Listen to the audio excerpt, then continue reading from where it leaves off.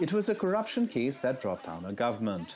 The 2G spectrum scandal saw then Telecommunications Minister A. Raja allocate airwaves for mobile phones at throwaway prices. 2G spectrum is second-generation telecommunications technology. It allows users to send text messages and emails and access the internet. 9 firms were issued licenses in 2008 in return for paying $300 million.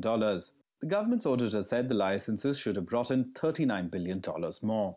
That was the basis on which this court case came up, that whether the people who had allocated the spectrum had kept the best interest of the government and of the people whom they serve in mind when they had given out the spectrum. Raja was accused of taking $500 million in kickbacks. Investigations also revealed how some of India's richest men sought to exercise influence over political appointments and regulatory decisions. The scandal surprised even a nation where corruption is seen as business as usual. Uncertainty for the last 1.5 years almost.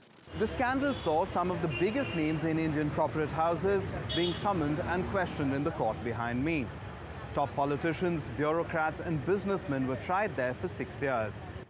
Those companies included Tatas, Ambanis and Ruyas. The Supreme Court cancelled all 122 licenses issued in 2014, and the scandal led to a humiliating election defeat for the ruling United Progressive Alliance.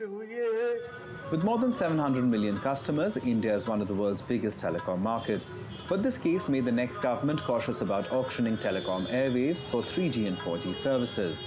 As a result, new players hesitated to enter the market, and the government could not meet its expected revenues from the auction. I've told them if need be, cancel the try also. You can have an auction only when the next 20 years are predictable. So that's fine, for land or for art paintings, but not in a dynamic field in telecom where the technologies are changing so fast that spectrum's auctions will rarely work.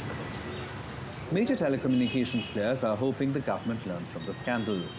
They want a stable and transparent pricing regime to insulate them from financial risks. And Indian voters want a government that serves the entire country and not just big business and corrupt politicians. Ishan Russell, TRT World, New Delhi.